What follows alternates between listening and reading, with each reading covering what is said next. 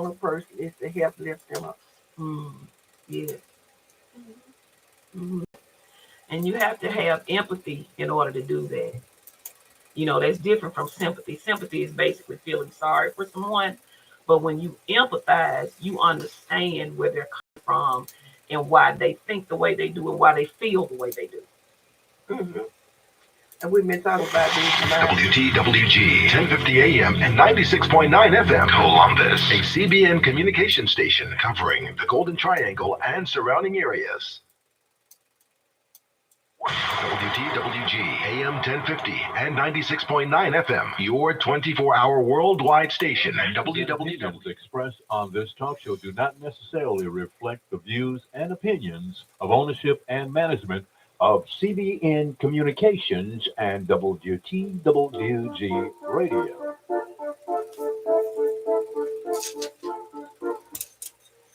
Good morning. Good morning to you. You've been listening to a previously recorded broadcast, but we are live now, back with our favorite counselor. We are so elated and happy to have her here. She brings a wealth of knowledge. Good morning to you. How was your weekend? It was good. It was an excellent weekend, actually. Wonderful. We enjoyed all the information you shared on this weekend. It was wonderful. Yes, ma'am. And I enjoyed it. I enjoyed teaching and empowering other people and filling them with knowledge so that they can have a better life. I wonder where would some of us be today if we had more knowledge and more counseling, even in our relationships. Where would we be today? I think we would be a lot further in life, and we would be a lot better mentally and emotionally. All right. We're going to talk about being paranoid today. Okay. But before we get into that, I would like to share something from the Little Brown Book.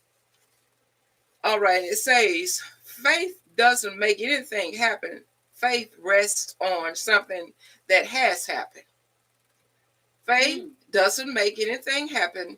Faith rests on something that has happened. My soul finds rest in God alone. My salvation comes from Him. So that's coming from Psalm 62:1.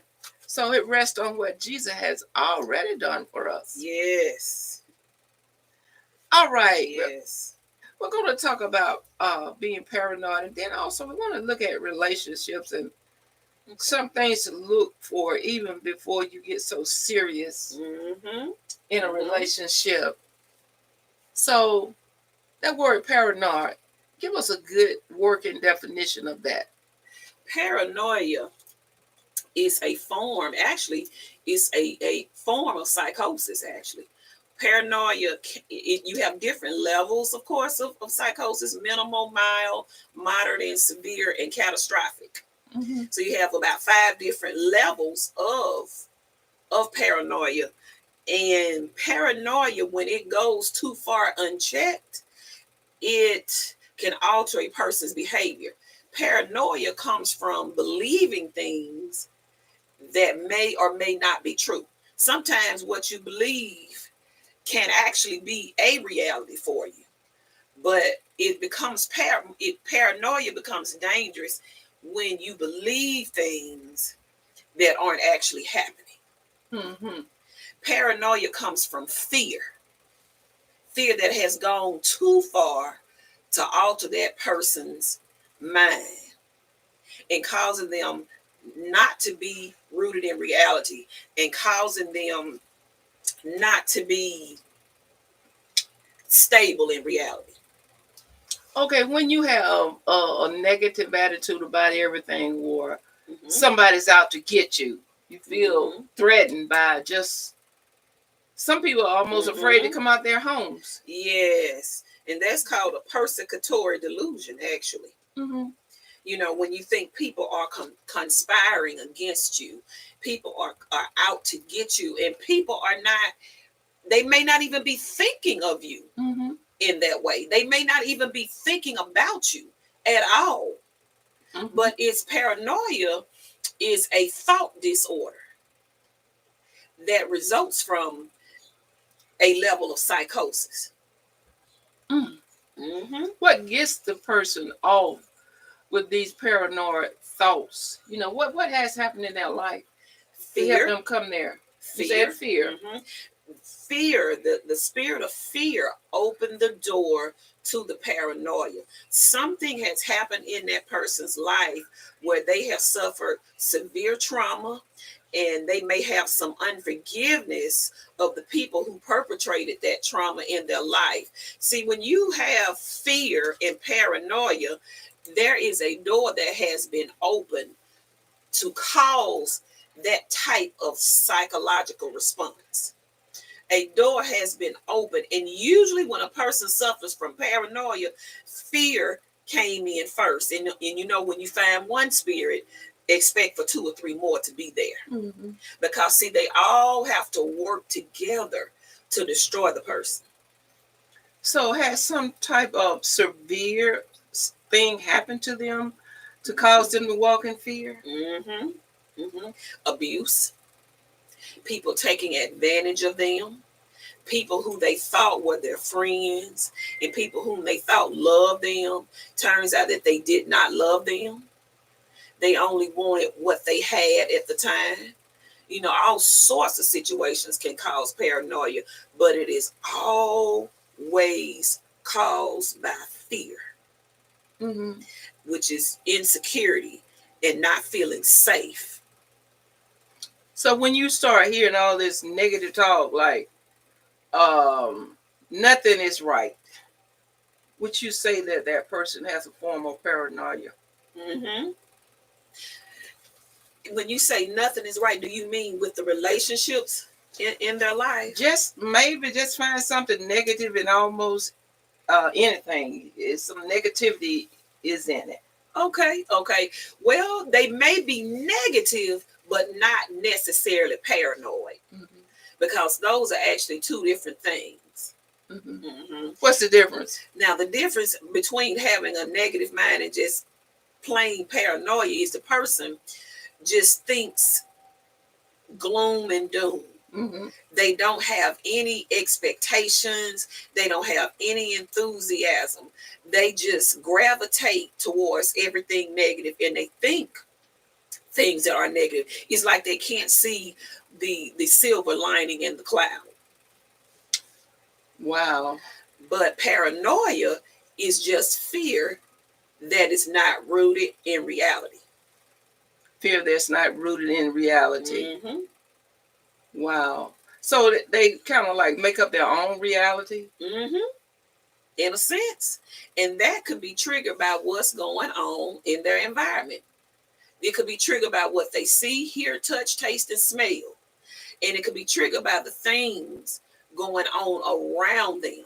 And what happens is they don't get their thoughts in check about those environmental triggers. And then they start going through thought rumination. And then that's what leads to the paranoia, if those thoughts are not stopped, challenged, or corrected. You know, I don't believe we realize how powerful our thoughts are. You know, that's true. Like you can just sit there and think on all kinds of things. But the Bible even tells us what to think on. Those things that are lovely, those things that are pure, earnest, if they're being virtue, if they're being praise, to think on these things. So you just can't let your mind just run loose. That's true. You have to get your mind in check, because it controls what you feel and it controls what you do. And everything, all of our feelings, all of our behaviors originate from a thought. And our thoughts have to be rooted in truth and in reality and in wisdom, in order to make sure that we're doing what we're supposed to do. We're not doing anything to harm ourselves or others. And you know, when thoughts come our way, you know, a lot of times Satan sends thoughts too. Yes, he does. Because he's in the atmosphere. He's the prince of the air. Prince of the air. And if we don't recognize those thoughts, we can start taking on those thoughts as our own thoughts. That's right. That's right. And I'm glad you said that, because what I have found out is that when you have a thought, if you pay attention to the thought, it's a familiar voice attached to it. And most of the time, it'll be your voice that you hear in your head.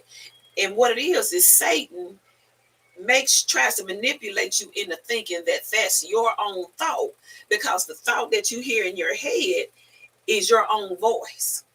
In actuality, it's not your own voice. It's him using your voice, the sound of your voice inside of your mind, to manipulate you into thinking that negative, inappropriate thought is your thought.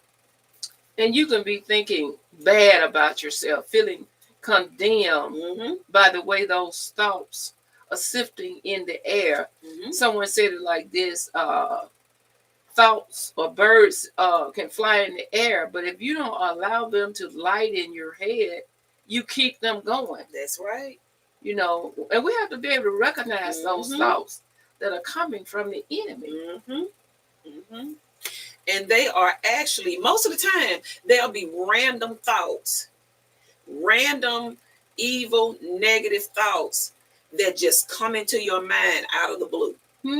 Nothing in the environment seemingly triggers them. They will just appear.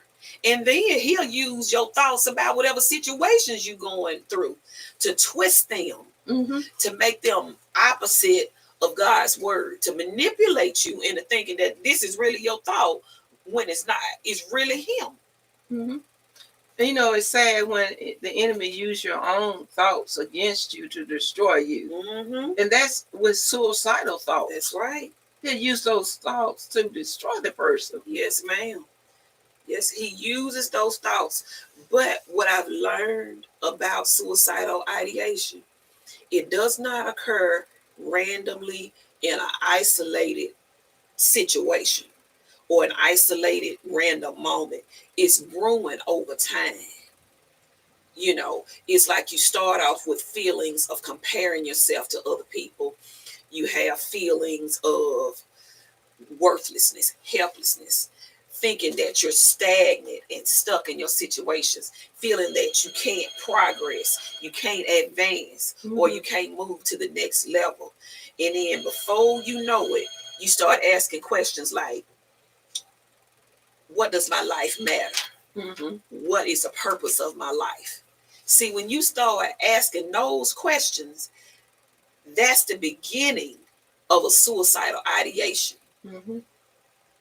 Or when you feel purposeless, or that emptiness on the inside, that you're not fulfilled because you don't know what your purpose on this earth is. That's the beginning. That's the open door that the enemy uses to come in with a suicidal ideation. And you said something there, when the person is feeling empty.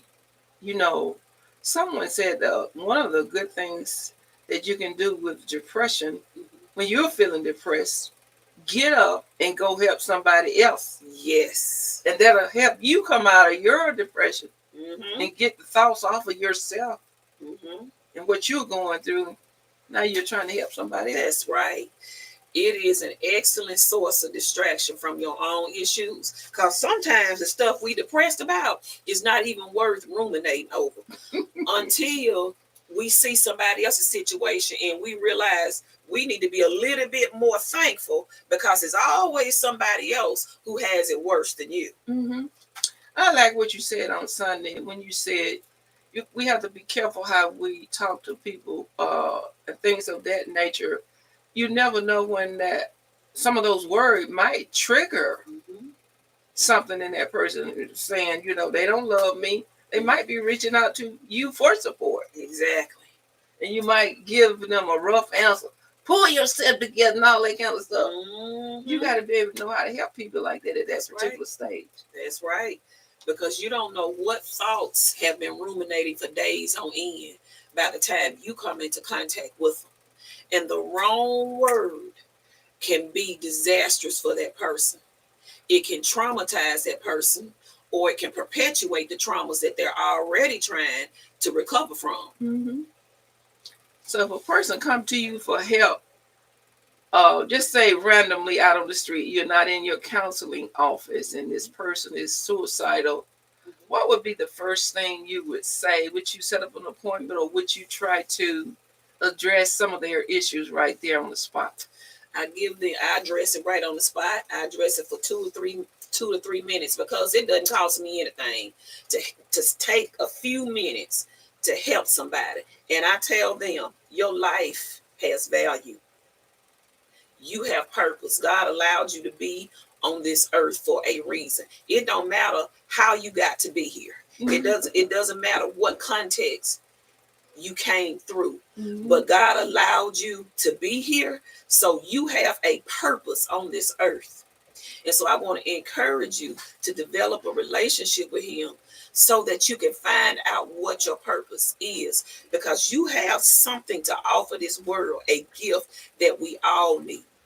That's true, because when the Lord created each of us, he did not create any junk. That's right. Everybody has value, mm-hmm. and purpose. And that's why it's critical not to talk a person down or look down on a person or mock the individual. Let me grab this call, then we'll come back to the conversation. Okay. Good morning, caller. Good morning. Good morning. Good morning. Good morning, Mr. Robert. Listen, if I may deviate a little bit, I want to ask you a couple of general questions. So, Ms. Kenya, you're a psychologist, aren't you? Yes, sir. Well, listen, now, I want to make a comparison. The difference between people, there's a lot going on in the country and in the United States today with the politics. And I find the biggest difference between African Americans and European Americans are politics. And between the African Americans and African Americans, the difference between the formally educated and the informally educated. And seemingly with the Caucasian or the white people, it seemed to be politics and lack of resources.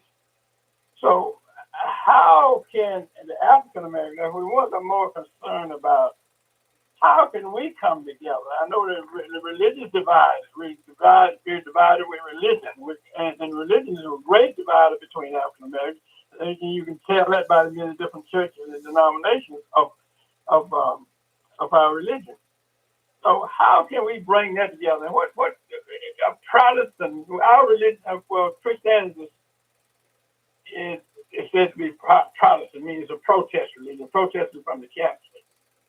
And how do African Americans, uneducated and educated, come together? And the different religions, and I know most African Americans say they're Christians, but there are many African Americans say they're Muslims, and there are few say they follow Judaism. And I think those are some of the greatest divisions between us, because your educated African Americans, or what we call average levels or middle and upper income. Very seldom you find your formally educated African Americans who are below the poverty line. Am I correct, Ms. Ken? Mm-hmm. What we have to do is meet each other where we are. Okay. We have to get into a relationship with each other without judgment, seeing a person for who they are and getting to know each other. Our backgrounds, our religious backgrounds, our faith-based backgrounds should not matter when it comes to getting to know a person. Okay. And so getting to know each other and doing that in a spirit of love and non-judgment is how we can all come together. But we got to get back to the topic at hand, okay? But we're going to come back to that. All right, then, Ms. Rob, we're going to go back to the topic at hand. We'll deal with that at another point. Okay, well, I'll listen, and I may want to comment on the topic the other hand. Okay, hold on, Miss Robert. I'm going to hang up the line. Okay. I was listening to someone on yesterday. They was talking about all these issues between the races and stuff. He said, while we were focusing on that, China is trying to overcome all of us. Mm-hmm. They want to be number one, while we focusing on these internal differences. Mm-hmm. And we need to be looking at the bigger picture. You know. Mm-hmm. That's true. That's true. You know, we cannot be so overly focused on one thing that we ignore an even bigger or more catastrophic problem. But but back to suicidal ideations. Mhm. After I tell them that their life is valuable and that they have a purpose on this earth, then I would suggest them seeking services. Yes. Yes. So we can get to the root of why they're even having suicidal ideations. Why is it hard though to get African Americans into counseling though? Because of wrong teaching. Because for years we have been told that if you seek a therapist, then you crazy, and that's not true. Everybody that comes through my doors don't have a mental illness, and they're not crazy. But what is crazy is to keep deteriorating. Your health is, your mental and emotional and physical health is falling apart. All the relationships in your life is falling apart. You're not progressing in any area of your life, and to keep moving like that without trying to find some resolution or coming to a place that can help you find some resolution. That's my definition of crazy. That makes no sense when there are people out there to help you and you don't come and get the help.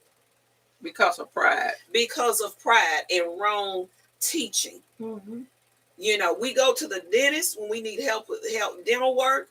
We go to the cardiologist for our heart. We go to the pulmonologist for our lungs. We go to the doctor for everything else. Why not come and see someone to help you with your mental and your emotional health?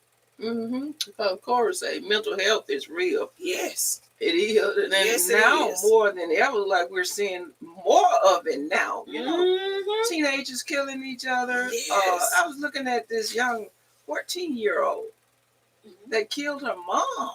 Ooh. Did you see that? I did. And she didn't seem to be sad. She did not. She did not. You know, Satan is controlling people's minds and their feelings and behaviors more now than ever. Once upon a time, he used to hide, but now he's even more bolder than ever. He's showing you who he is. He's showing himself, you know, and some of the other reasons besides wrong teaching as to why African Americans they're starting to come to counseling now, but it was such a pull to get them to do so, to get our people to do so for so long, because number one, you know, racism and oppression has bled into a lot of areas in our lives.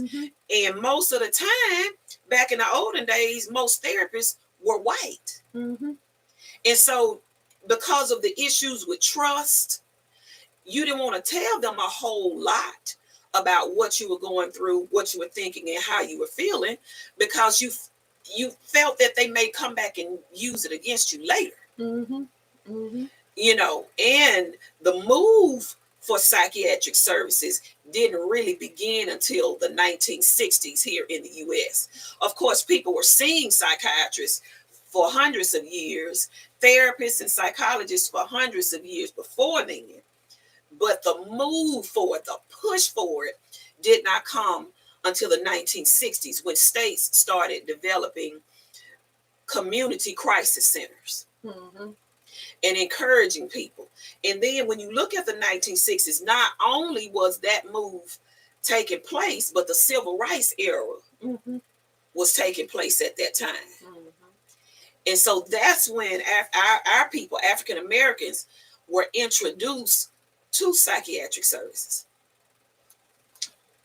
Getting back to the suicidal tendency, we have all this modern technology, all these different things that we have access to.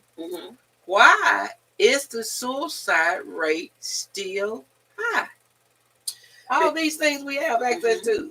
Trauma, perpetuated trauma, chronic trauma, and complex trauma. They're not getting any resolution for their issues. Most of the time, when a person is suicidal or they actually follow through with the suicide, they did not come and get any help. They did not tell someone how they were thinking, what they were thinking, and how they were feeling. Nobody ever knew about it, because in most suicide cases, it's all of a sudden. You don't know the person was in a depression until they commit suicide.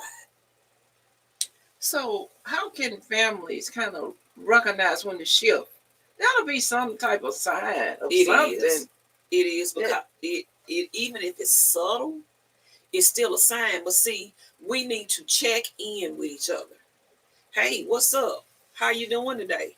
What you been up to lately? Because even if they don't verbalize it, it's going to manifest itself in their facial expression and in their body language and in their behavior. Such as all of a sudden they start giving away all of their possessions. Or they start writing letters about how much they love everybody. You know, disappearing for days and weeks on end, not answering the phone, not coming by to see someone. There's always something in their behavior that's an indication that they may be suicidal.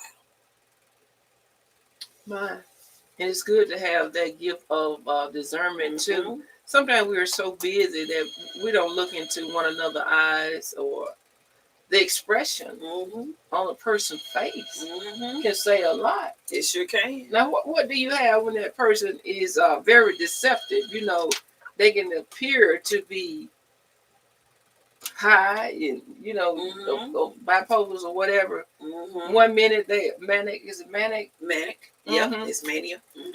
They look like they're happy and everything. You don't suspect anything. They're trying to hide it. I've always been able to discern it, and I can still see it in their eyes and in their behavior, even when they're manic and they're euphoric. That's not their normal setting.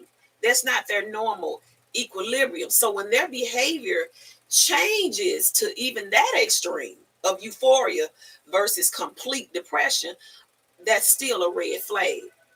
Because to me, it looks like you're working harder to keep other people from detecting that you're suffering from some depression and possible suicidal ideation. Hold on, wait a minute. Let me see who we got on here. WTWG. Yes, good morning, Minister Hendricks and Sister Wilson, and good morning, Radio Land. No, this is Counselor Kenya Walker. Okay, well, good morning, Counselor Walker. Good morning. It's a pleasure to speak to you and give honor to you and Minister Hendricks and to Radio Land. You know, a lot of things happen in people's life. They become suicidal and, you know, just want to give up. But, you know, if a person, you know, kill himself, you know, there's no forgiveness. 1 John 3 says hate just like murder. And no murder has eternal life abiding in him. So, and, you know, there's nothing worth taking our life for and spending all eternity in hell. No situation is too great, you know, that God cannot change. If I know that if I kill myself today, that the results is that I'm going to spend all eternity in hell. See, we're in time now. But when we die, Mr. Henry, we step out of life back door into eternity. Eternity has no beginning, it has no end. Am I right? It's and true. you know, people deal with depression, but really, you know, those are just spirits. And if spirits are real, Acts chapter 19, those are vagabond Jews was, you know, possessed, and the sons of Stephen tried to cast those demons out. Chapter 19, and they said, Jesus, we know Paul, we know, but who are you? And they whipped them boys out of their clothes, according to Acts chapter 19. They're going to be one of my points in Bible study tonight. So demons are, you know, real. So when people battle with things, depression, anxiety, really they're spirits, and that's when church need to get around that person, love them, and pray for them, and say, hey, you can be an overcomer if you trust in Jesus, and he will help you to overcome. Thank you for allowing us this opportunity. God bless you. Yes, sir. Thank you. All Thank right. you. God bless you. I agree with what he said. Suicide is never the answer to solving a situation, because it's like you're making a permanent decision for a temporary situation. Yes. Mm-hmm. And, you know, sometimes you tired. Mm-hmm. And we can make the worst decisions when we're tired. Yes. Sometimes just getting some rest can help your mind get refreshed sometimes. Yes, it can. Yes, it can. And having those suicidal ideations Go ahead. disrupted, there has to be a distraction. And most of the time, people who have suicidal ideations, they spend a lot of alone time together, and that's not good, because your thoughts will become your company keeper. Mm-hmm. And Satan loves when we're isolated, so he can start pumping lies into us. Mm-hmm. Because see, he does that because you don't have a distraction around you to interrupt that thought process. Mm-hmm. And so he pumps those lies into you, again, using your own voice, making you think that those are your thoughts inside of your mind, when it's not. Because you have two demons that are operating. It's the demon of oppression and the demon of death. Mm-hmm. And so it's not good to focus all your attention on yourself and your problems. Mm-hmm. Just focus, and that's what it is too. Mm-hmm. Well, I would, say, but I don't know all the answers. But just focusing in all your energy on yourself and your problem. That's right. That is a huge rabbit hole to go down. And so we have to resolve the depression by finding out the root. What experiences have you had? What unresolved traumas have you suffered from? What have you gone through, and what belief systems came from that trauma? What did these traumas make you believe about yourself? Do you believe you're worthless? Do you believe you're hopeless? Do you believe that things will never get better? Has it affected your self-esteem and made you feel less of a person, less than a human being? Because all of those feelings and all of those thoughts lead to clinical depression. Are you suffering from inappropriate guilt, meaning that you are always holding yourself guilty for the decisions and behaviors of other people? Good morning, Scarlett, my friend and sister. Good to have you on. And you're so right. Suicide is never the answer. You hurting yourself, getting rid of yourself. When God made you, you're fearfully and wonderfully made. He has purpose and destiny for yourself, for your life. Why take a life that you didn't give? You did not give yourself life. Yes. I love that. Your life is not yours to take. Mm-hmm. You didn't give yourself life. Mm-hmm. You didn't breathe the breath of life into your nostrils. God did that. Mm-hmm. And so you don't have a right to take your own life, because you don't belong to you. You belong to him. Mm-hmm.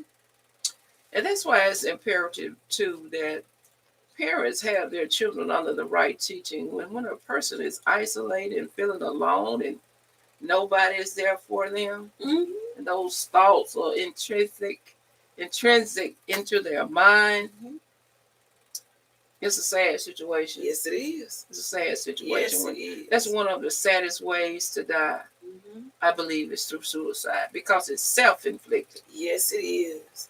It's also selfish. Suicidal is not only self-inflicted, but it's incredibly selfish, because it devastates and severely traumatizes everyone who's connected to you. Mm-hmm. You may not love yourself at this moment. If I want to say this, if you are feeling suicidal and you don't feel like your life matters, you may not feel like you matter in this moment, you may not love yourself in this moment, but somebody else loves you. Mm-hmm. And if you could at least consider how they would feel and what you are going to put them through if you take your life, maybe that will help you to reconsider or second guess that decision. That's true. It's not all about you. Mm-mm. You got other people around you that will miss you, that loves you. That's right. You know. That's right. So it's never the answer. Let's talk a little bit about relationship. Okay. That's why it's good to have those healthy relationships. You got some people kill themselves over another person because they don't love them. Exactly. That has happened. That has happened. And you know what? In a situation like that, that makes me more angry than sad. Mm-hmm. So you mean to tell me you worship another person to the point that if they say they don't want to be with you, you're going to take your life? So what you're saying is your life has no value unless you're with this person or they are in your life. So they matter that much to you that you would take your life if they're not with you. That person do not know their value. Mm-mm. Mm-mm. And like you were saying, they're actually like into worshiping the other person that they're in a relationship with. Mm-hmm. It's true. That's called idolatry. Mm-hmm. Because someone did, well, more than one person have committed suicide because this person didn't want them. And some have even killed the person because they didn't want them. They were trying to move on. Trying to move on, and they killed the person. Mm-hmm. Selfishness. See, that's not love. Mm-hmm. That's possession. And if a person is possessive, they are also oppressive. Mm-hmm. That means they are willing to enslave you because you provide something they need. They don't love you because love doesn't force. Love is freely given and it freely receives. It doesn't hurt. It doesn't hurt. Mm-hmm. And so if they're possessive, they're oppressive. And if you find yourself in a situation where a person is threatening you and they're saying, if I can't have you, no one else will. Notify the police and get to a local safe shelter because that's abuse. That's a form of psychological abuse.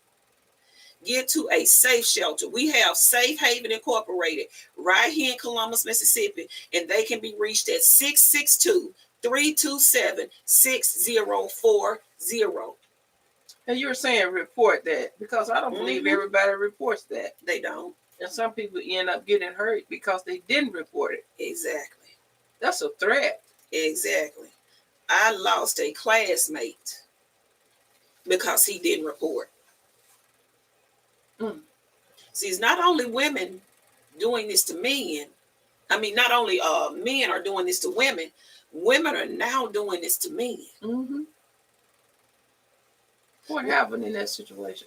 She's in jail and she's going to be there probably the rest of her life. Wow.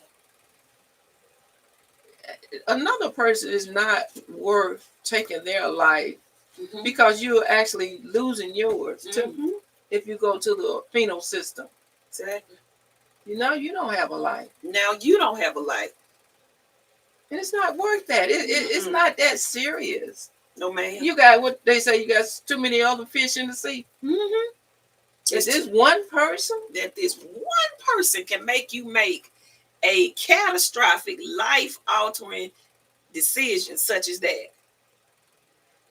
It is like the devil is getting a 2-for-1. He done got rid of 2 lives. One is in the ground, and the other one is in the penal system. You know, we have to even recognize demons when they're trying to use us. When you get so into a soul tie, actually, that probably is a soul tie that you got hooked up with the wrong person. Yes, ma'am. And don't know how to break free. It's true. If somebody don't want to hurt somebody now, because they don't know how to break free. Exactly. The wrong person. Exactly. The only way to prevent a demonic spirit from using you to harm another person is to make sure that you are filled with the Holy Spirit. Awesome. You're so right. Because, see, you can't leave any space open in your soul for Satan to move in and take control of your thoughts, your feelings, and your will. And he'll do just that because people perish for the lack of knowledge. Some of the knowledge I wish I had years ago. Me too. I think there's a couple of things I wish I had known in my 20s that I didn't learn until my late 30s and early 40s. Wow. So that's why it's good for parents. Take your children to church. And one thing I don't think we teach enough on is relationship. Right. There ought to be some classes on relationships. Yes, it should be. And we have some, we've had a few in our area, let's say in the past 10 years. But to me, they're not often enough to help strengthen marriages and strengthen families. You know, teaching people to strengthen your own mental and emotional health so that you can have a solid family, you know, a solid unit, so you can have a legacy to pass down. You know, Satan is after our inheritance. And I don't just mean material inheritances.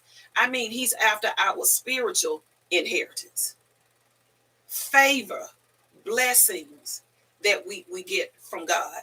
His anointing, his power to be anything and do anything. Satan is after those inheritances because he knows about the covenant our father Abraham made with God. And he wants to be the one to destroy that covenant. He wants to rip that contract apart. And one thing I think couples need to consider when they're getting into a relationship, is this the right one? How to recognize the right one. Because sometimes you can spend a lot of time on the wrong one, and even Satan might send the wrong one first. That's right. And if you cannot recognize that, sometimes you end up stuck. That's right. In that particular relationship. That's right. You know, I learned a long time ago in my 20s, if I really, really like someone, to back up and pray. Because, see, the devil knows what you like. And most of the time, what you like is not what you need. So when I would find myself just really getting into someone, I would push back because I knew in my spirit there was a setup from the devil. And I would pray, and lo and behold, God would end up showing me through a situation or an incident why they not for me. Wow.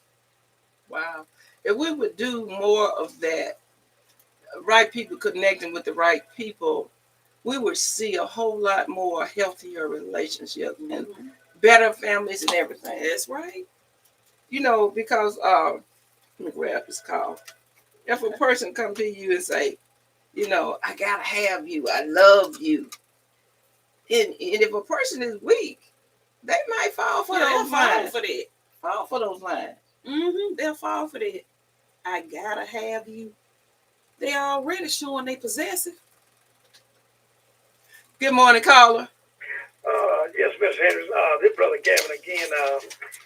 You know, the lady made a very profound and true statement. She said that the devil know what we like.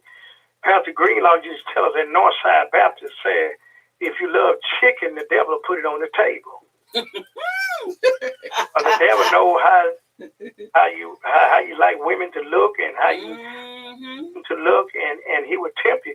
And then, you know, like when we wrestle with some in the flesh, and the Lord finally deliver us, give us victory over that thing and bring us out. We got to say, Lord, help me to stay delivered. We can't be going around those things that used to have us bound up, because if we are not prayed up and strong, we'll find ourselves slipping back in those things. So, That's right. She made a very true, profound statement. So I'd like to comment on that. That was very great. Thank y'all very much. God bless you. Yes, All sir. right. Thank you, Pastor. Thank you. Thank you, ma'am. Bye-bye. Bye-bye. All right. Yeah, that was a profound statement. He knows exactly what you like. And it is some fakeness. And we got to realize and be able to recognize Satan and recognize the Lord also. Which one is sending this person to me? That's right. Which one is sending this demon to me? Or is this my soulmate? Got to be able to recognize which one. Is this of the Lord or is this from Satan? Exactly. The way I recognized my husband was for me is because the love he had for me while we were dating mimicked God. It was an unconditional love. It was, I just want to be around you because I like your energy. I love your energy. We complement each other. He wasn't trying to be sexual. He wasn't trying to be inappropriate. He just loved me for me. That's awesome. He wanted to be friends with me first. And then he depended on God to tell him when to take it to another level and date romantically. That's why too. It's not good to get involved with sex first. Sex can distort your view. Yes, it can. And also get you in a soul tie. That's right. And a soul tie now, that's never easy to break loose from. It's gonna take some fasting and prayer. Yes. Sometimes other people trying to snatch you out of that. Because your soul is tied up. Exactly. And Satan desires our soul. We come after our soul. Exactly. And he knows. Now there are other ways a soul tie can attach to besides sex, but he knows sex is the most severe way to create a soul tie. And it clouds your thinking. It confuses how you feel. And it blinds you to what you need to see about that other person that could be harmful or detrimental to you later. It mimics lust. Yes. Lust mimics love. Yes. And you have to know the difference between lust and love. Yes. Love is of God, lust is of the flesh. Your flesh, you get in your feelings. And how much feelings, got to do with it? Feelings has a lot to do with lust. We have to make sure we don't allow our feelings to override logic and wisdom. I remember a long time ago, my mama told me, she said, don't ever let your heart tell your brain what to do. She said, you can feel a certain way and know that this isn't right intellectually. She said, follow what your brain tells you, even though you feel a certain way. And that's with any major decision you make in life. Some people tell you to follow your heart, but you got to know when your heart is in the right place. Exactly. Some people tell you to follow your heart, but it's great when both are in line with each other. That's right. So how do we get them aligned? They need to be in agreement. Yes. They got to be in agreement. You got to be in agreement. The word of God helps to get them aligned. Right. And then, talking to a professional counselor, psychologist, to help you get your heart and mind aligned. In other words, what to get your soul aligned with what is true, what is pure, and what is right. Right. So that you won't make a bad decision and destroy your life. Mm-hmm. Because it only takes you one time to hook up with the wrong joker. And he or she can completely derail your life Mm-hmm. and knock you completely off course. Sometimes it take you years Mm-hmm. to get back on course. Yes. Wasted time, sometimes wasted money Mm-hmm. Yes. to get back on course. Cause your feelings can be very fickle. Mm-hmm. You know. Mm-hmm. They're not worth trusting. They are not worth trusting. That's why we have to be led by wisdom and knowledge and be educated about things so that we won't make the wrong decision based off of our feelings. When I use that word, follow your heart, we got to make sure Jesus in our heart, because if you trying to make a decision without the Lord in your heart, most of the time you're gonna go wrong. That's right. You know, That's right. most of the time you will go wrong. Just follow your feelings. You know, because when it comes to chemistry, you know, a person can have a certain chemistry and you can be attracted to that. And really, you following the chemistry, but you don't really even know the person. Yes. Yeah. Ooh, you said something there. You can follow the chemistry because you're attracted to the chemistry without even getting to know the person. Mm-hmm. Wow. Mm-hmm. That's dangerous. It's dangerous. So you're being led by attraction. Mm-hmm. You are. Physical or sexual attraction. Mm-hmm. Without getting to know who this person is. And this person could be a demon. Mm-hmm.